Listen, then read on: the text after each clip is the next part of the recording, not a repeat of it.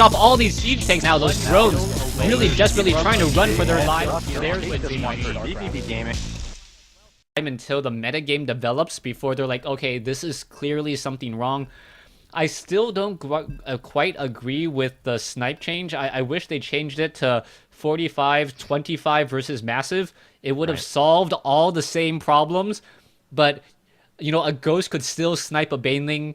Yeah, was it QXC that made the TL post about that? Yeah, QXC made that post, and it really baffles me. You're like, okay, so the ghost, you can snipe a Mutalisk for 5 more damage than the ghost. You're like, wait, what? Why would I want to do that? Why would I want to focus my micro? But that's for another rant for another time. For another time. Yeah, as Game 5 does get underway, DaiSuki spawning on the top left-hand side of the map as the teal Zerg player. Meanwhile, is this Clonze? Yeah, I'm not sure whether this is Everrise was the player that was listed on the roster, so I'm not sure whether this is a sub. He's also a Terran player, so I imagine perhaps it's Everrise. I'll check with one of the admins to see exactly who it is. I'll get you that in just a second. All right, sounds good. So this is going to be a Terran versus Zerg, and we'll pretty much open up with Marine tank, and it really feels like a lot of Terran games have really gone into the mid to late game. There's really no easy way for a Terran to apply damaging pressure. It seems like the Zerg players have learned to deal with, you know, 2 racks or 3 racks rush, bunker rush. They've learned to deal with the reactor Hellions. So as long as Zerg doesn't get too greedy in terms of how many drones they get, making sure that they set up some static defense, DaiSuki should be able to get the things into the mid game pretty easily. Yeah, I think the current meta game is to use the early Hellion play to sort of control creep and try to deny a third. So I think if that does play out, the interesting decision for DaiSuki is how early can he get up that third, and if he's on 2 bases, how is he going to tech? He's going to have a lot of gas, not being able to get on a third mineral base very quickly. So is he going to go for the early upgrades on Lings? Is he going to go for early mutas? I think we've seen him play really upgraded Ling style, which I do favor on some maps, not necessarily this one, but it really helps to crush a lot of mid-game timing attacks if you have Lings that do have 1-1 or 2-2. So I did get word that this is Clonze, and so Team Dynamic did have to do a little bit of a sub. So trying to look up Clonze's record in past seasons to give you a little bit more information, but he is opening up with the refinery and barracks, and probably going to be getting the factory at some point shortly here. Yeah, you got to remember that the refinery was not the standard 13 refinery. It was actually the 15 refinery, so that means that the factory will be delayed, the reactor will be delayed, but it does allow the command center to be built that much more quickly. And at this stage, it's more of an opening saying, I'm not going to harass you. I don't expect my Hellions to get in a lot of drone kills, so I want to keep up with you economically. That's why I'm going to delay my factory. But I sure as hell don't want to allow you to spread creep everywhere. So that's why I'm going to be going into the factories with the reactor and try to at least control your creep spread, as I don't plan on getting 17 drone kills. The Blue Flame Hellions haven't done that in quite some time. Yeah, I think I mentioned that several weeks ago, but the player didn't actually do what I thought they might do in getting those late Hellions. But I think Terran players do realize that Zergs have become really good at defending against Hellions. So if you come out those early Hellions, they're not going to do anything. So instead, you spend minerals in that earlier command center, get the better macro game, and you can still have the Hellions out in time to really control creep. But we do see DaiSuki an interesting situation here, or decision by him. He did not get a second inject there on his hatchery at the natural, instead placing down a creep tumor. So I'm not sure whether he scouted the early command center and knew that he maybe had a few moments to spread creep, but if he can get down this creep tumor and get down the ramp, he might actually be able to get some decent creep spread before the Hellions come out.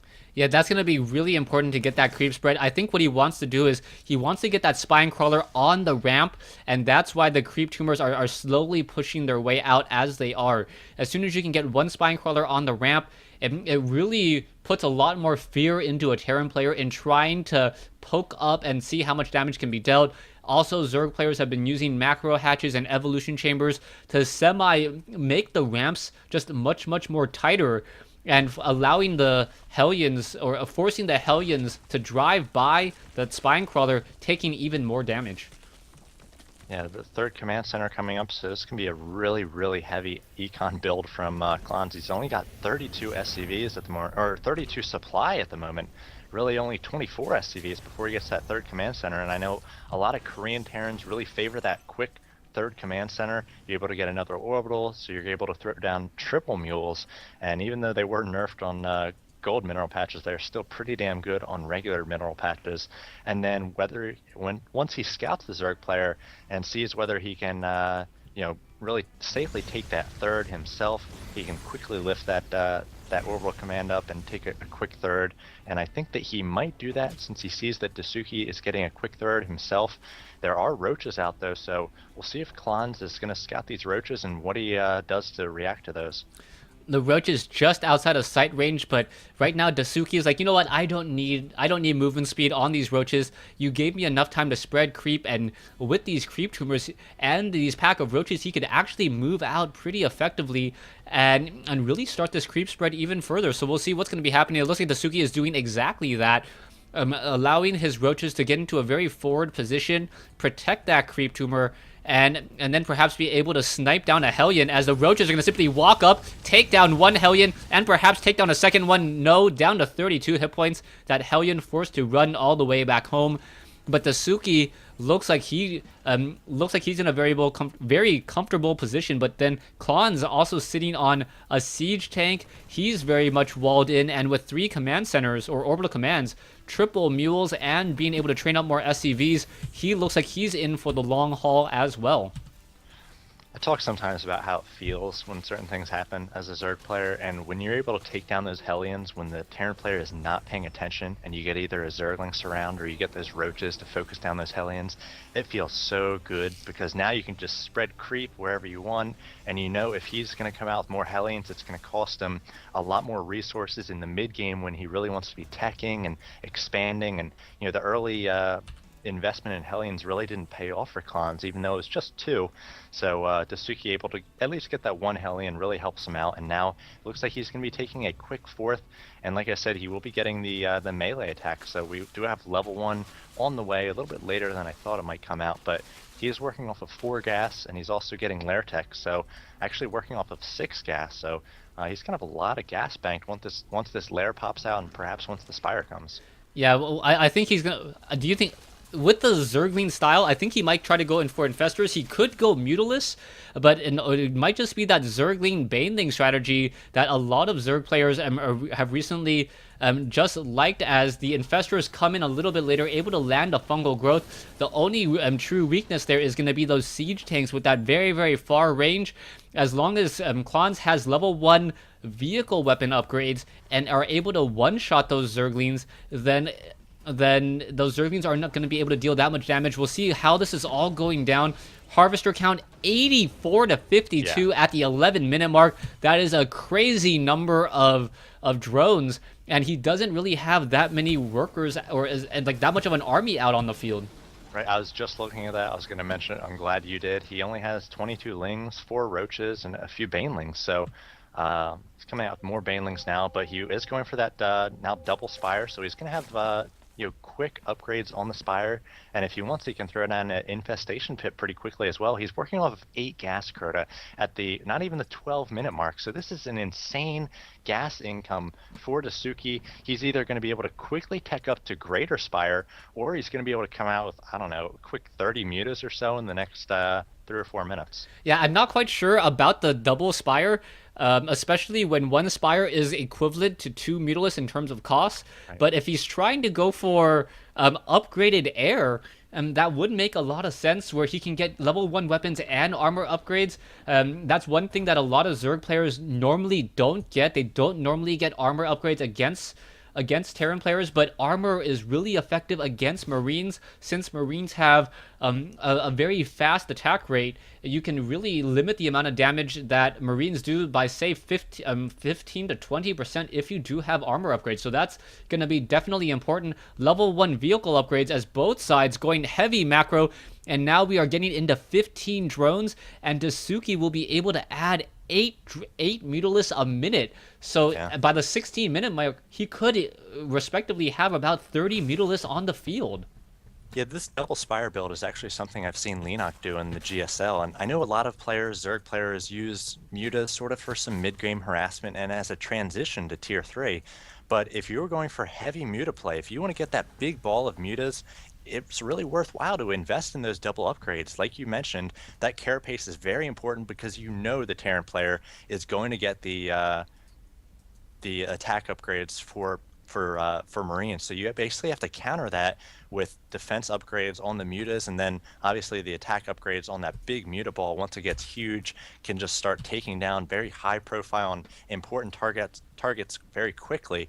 Right now it's 93 drones to 79, and neither player has really forced the other to really defend too much. We do see DaiSuki now does have this big ball of Mutas. 2 Thors are on the way, so that's going to be a great counter for Clonze. But how much damage is DaiSuki going to be able to do with this Muta and Ling Zergling force, which is posturing right outside the base of Clonze? Yeah, right now we're going into Hive Tech. We're getting level 3 infantry upgrades, level 2 armor upgrades, level 2 weapons upgrade on vehicles. This is just a crazy macro game.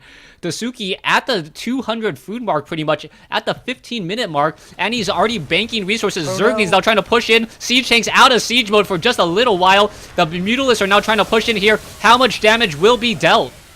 Yeah, the siege tanks basically unsieged right at the last second there, and it gave DaiSuki a much better attack and much better trade than he really would have gotten otherwise. He did use a lot of banelings on siege tanks though, so that was a bit of a mistake on his part. He really wanted to take down more Marines to allow those Mutas to be more effective, but now there are Mutas, there are Thors out able to defend against those. DaiSuki really has to remax here. He only has 3 larvae at the moment, so he has done his best to remax, but really needs to keep up with his injects.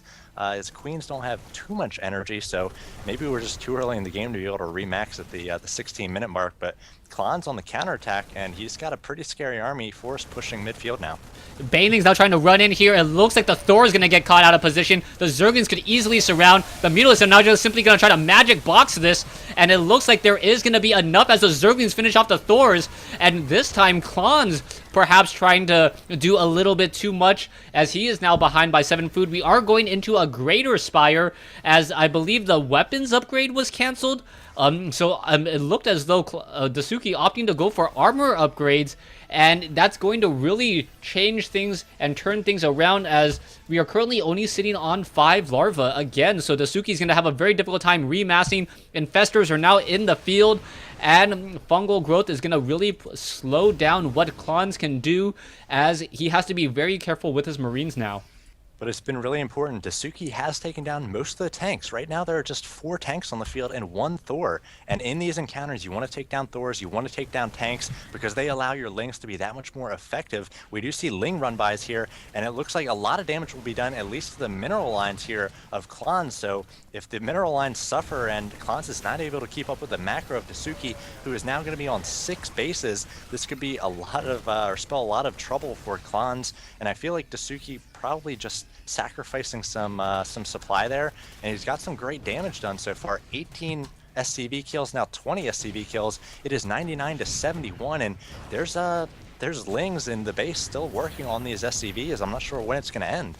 Yeah, you can now see Mutalisks are just flying around. It looks as though they're going to be able to take out some more and more buildings. Once again, the Planetary Fortress looks like it will be completed, but 7 Broodlords now being added and not a single Viking on the field. That's got to be very, very scary as those Vikings, or sorry, as those Broodlords are going to have level 2 or 3 base armor. Mass fungal growth coming in, multiple Marines getting destroyed. One more fungal growth could turn around and spell doom for those chasing Marines, and yes, it does, as the Mutalisks now will try to push back in again, and Clonze sitting at 178, but those Broodlords are going to spell absolute havoc.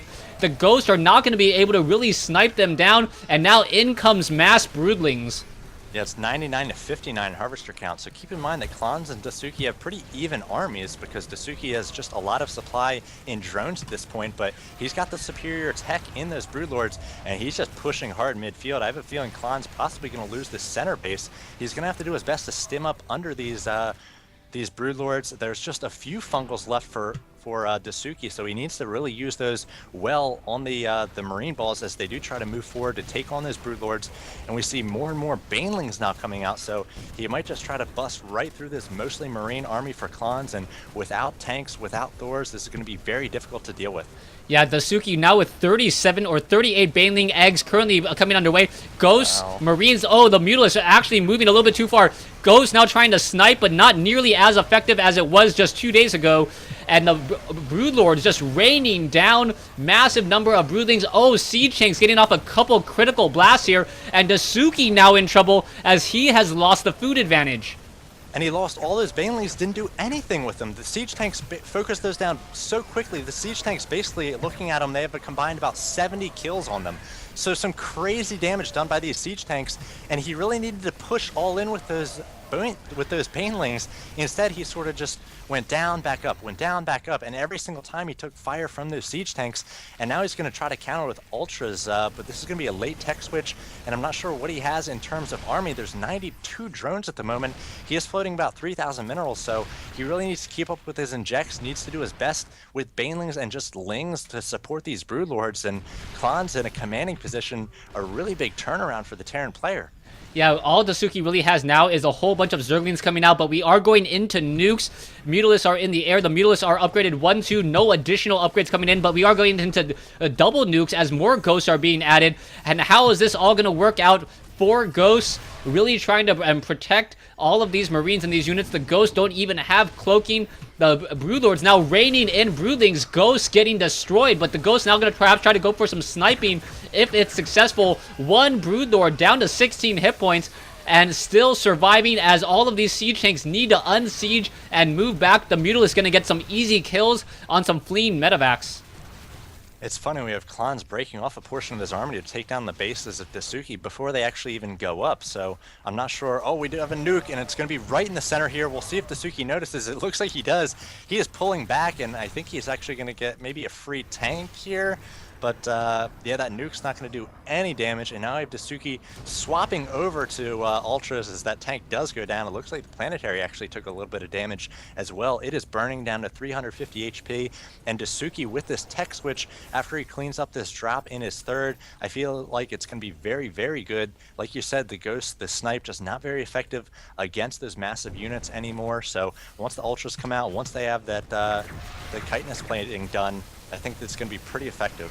Zerglings now surrounding a lot of the Ghosts. The Ghosts able to run away. The Planetary Fortress about to be destroyed as the Siege Tanks may end up getting destroyed as well. Ultralisk now trying to charge in here. And Atero. Why is Atero still in the game? All right. I think this is going to be GG for Clonze in just a second. He's about to lose the majority of his army. And yeah, DaiSuki, again, like you said, has these Ultras which just hit the field, and a lot of times as a player you'll see like a unit that you know you can't counter, you're not in a position to counter, and the second you see that, or the second you see it, like that push which includes that unit, sometimes you just GG. So Clonze might do that right here, we'll say.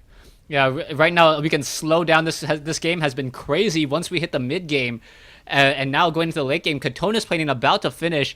DaiSuki is still sitting on a total combined of over 4,000 resources. Meanwhile, Clonze only has 2,000, and unless he decides to go Mass Raven, it's not going to be that effective.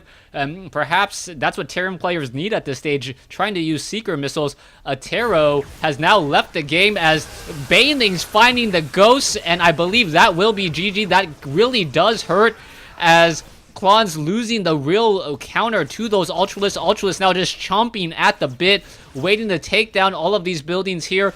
And I think as long as DaiSuki doesn't get too greedy, is careful about where he attacks and when, he should be able to force Clonze the GG here in just a moment. He's already at 200 food, training up 7 additional Ultralisks, and there is the GG. Yeah, wow. So vVv, very impressive tonight. Rocker taking 2 games, DaiSuki, relatively new faces, both of them, in fact, taking 2 games, winning 4-1 Wednesday Night Starcraft. And I'm not sure we've seen a big stomping like this for vVv so far this season. Usually it's a little bit closer, or sometimes they lose in a close one. So very impressive by these 2 players. I love watching Rocker in his PVZ, and then we saw DaiSuki with some very strong macro play in these games. Yeah, just very, very impressive macro play, and it's almost like it's almost like Clonze gave DaiSuki a license to drone. He was up on a crazy, crazy number of bases. I'm trying to count them in my head right now. I believe it was over 6 at some point when Clonze only had at most 4. DaiSuki pretty much said and played it like the Brood War style, where at later in the game, he's like, you know what? I don't really need the minerals, but I really want the gas. And that's what he exactly did. He just took over a base, set up double extractors, had 6 drones on gas, 6 drones on minerals over there as well, and said, you know what? I'm just going to macro up like crazy.